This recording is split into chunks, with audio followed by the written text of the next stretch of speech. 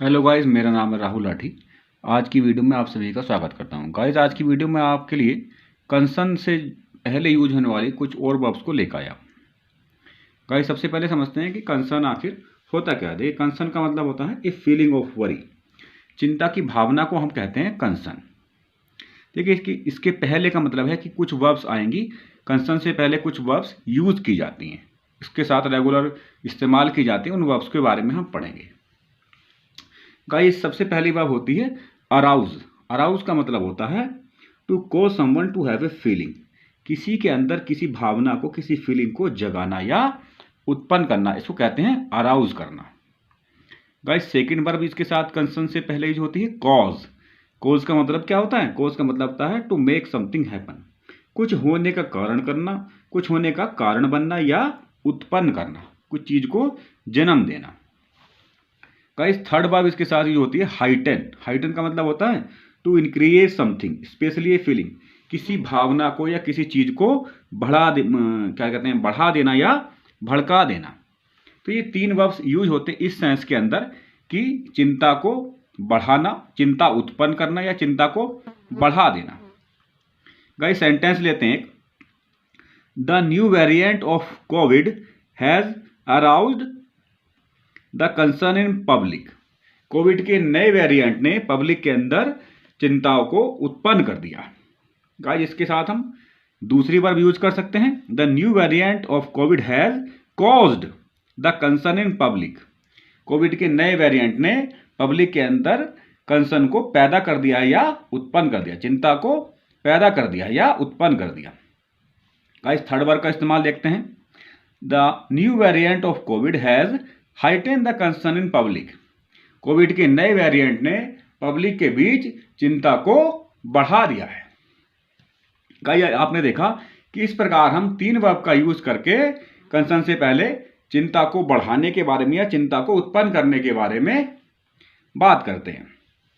Guys, third verb देखते हैं। इसके साथ कंसर्न से पहले फील वर्ब यूज की जाती है। ठीक है, फील वर्ब का यूज मतलब क्या होता है? To experience something. एक्सपीरियंस का मतलब होता है कुछ महसूस करना या लगना। गाइस, सेंटेंस लेते हैं। She felt some concern about her son safety. उसको अपने बेटे की सुरक्षा के बारे में कुछ चिंता महसूस हुई। तो आपने देखा कि फील वर्ब को भी हम कंसर्न से पहले यूज करते हैं। गाइस, अगली बात की ओर बढ़ते हैं। ये अगली वर्ब है एप्रिसिएट। एप्रिसिएट का मतलब होता है टू अंडरस्टैंड समथिंग। अंडरस्टैंड का मतलब हुआ किसी चीज को समझना या जानना। इसके साथ इसी सेंस में दूसरी बार जो होती है अंडरस्टैंड। अंडरस्टैंड का मतलब क्या होता है? टू नो या रियलाइज समथिंग। किसी चीज को जानना या समझना। तो इस सेंस में कंसर्न से पहले दो वर्ब जो होती है अप्रिसिएट और अंडरस्टैंड। इन दोनों वर्ब का यूज करके जो लिसनर स्पीकर होता है अपने लिसनर को ये कहता है कि वो चिंता को समझ रहा है। कई सेंटेंस के थ्रू इस बात को समझते हैं। I can understand your concern about the disease spreading. मैं तुम्हारी चिंता को समझ सकता हूं बीमारी के फैलाव के विषय में। जो बीमारी फैल रही है उसके बारे में तुम्हारी चिंता को समझ सकता हूं। आप अंडरस्टैंड के स्थान पर अप्रिसिएट भी यूज कर सकते हैं। I can appreciate your concern about the disease spreading. मैं तुम्हारी चिंताओं को समझ सकता हूं, जो बीमारी फैलने के विषय में जो तुम्हारी चिंता है उसको मैं समझ सकता हूं। गाइस, अगली वर्ब की ओर बढ़ते हैं जो कंसर्न के साथ यूज की जाती है। गाइस, अगली वर्ब है साइट। देखिए, साइट का मतलब क्या होता है? देखिए, साइट का मतलब होता है टू कोट या रिपीट समथिंग। किसी बात को कोट करना, यानी किसी दूसरे की बात को कोट करने का मतलब होता है उसको रिपीट करना, किसी की बात को दोहराना। गाइस, नेक्स्ट वर्ब यूज होती है एको। एको का मतलब भी क्या होता है? टू रिपीट एन आइडिया या ओपिनियन। किसी बात को दोहराना। गाइस, सेंटेंस लेते हैं। She cited public concern over airport security. उसने पब्लिक की कंसर्न को दोहराया है जो एयरपोर्ट सिक्योरिटी के बारे में है। एयरपोर्ट सिक्योरिटी के बारे में उसने पब्लिक की कंसर्न को, पब्लिक की चिंताओं को दोहराया है। गाइस, आप साइट के जगह पर आप एको भी यूज कर सकते हैं। She echoed public concern over airport security. उसने पब्लिक की कंसर्न को एको किया है, मतलब दोहराया है, जो एयरपोर्ट सिक्योरिटी के विषय में है, यानी उसके बारे में है। गाइस, अगली बार की ओर बढ़ते हैं। देखिए अगली वर्ब है हमारी डिसमिस करना। डिसमिस का मतलब होता है खारिज करना या किसी बात को सोच विचार के लायक न समझना। To decide not to think about something, किसी बात को सोच विचार के लायक ना समझना, यानी कि उसको इंपॉर्टेंट ना समझना। गाइस ये वर्ब भी कंसन से पहले यूज की जा सकती। देखिए सेंटेंस लेते हैं। I knew something had gone wrong but my doctor decide dismiss my concern. मैं जानता हूं कि कुछ बुरा हो गया, लेकिन मेरे डॉक्टर ने मेरी चिंताओं को डिसमिस कर दिया, यानी कि खारिज कर दिया, उसने नकार दिया कि चिंता की कोई बात नहीं है।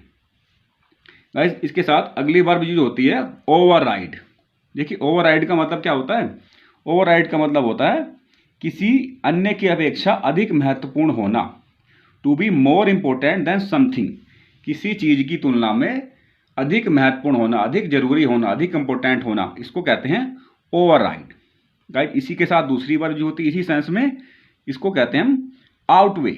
आउटवे का मतलब भी क्या होता है? टू बी ग्रेटर और more important than something else, किसी अन्य की अपेक्षा अधिक महत्वपूर्ण होना। गाइस ये दोनों वर्ब इस सेंस में यूज की जाती है। देखिए सेंटेंस लेते हैं। Consideration of safety override all other concern. Consideration का मतलब है सोच विचार, सुरक्षा के बारे में सोच विचार ज्यादा महत्वपूर्ण है।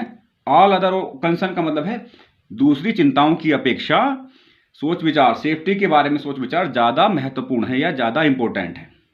इसको आप आउटवे वर्ब भी यहां यूज कर सकते हैं। Consideration of safety outweigh all other concern, सुरक्षा के बारे में सोच विचार दूसरी चिंताओं से ज्यादा महत्वपूर्ण। इन दोनों वर्ब का यहां सेम मीनिंग होगा। आज मिलते हैं अगली वीडियो में कुछ नए कॉन्सेप्ट के साथ। आज के लिए इतना ही। Thank you very much.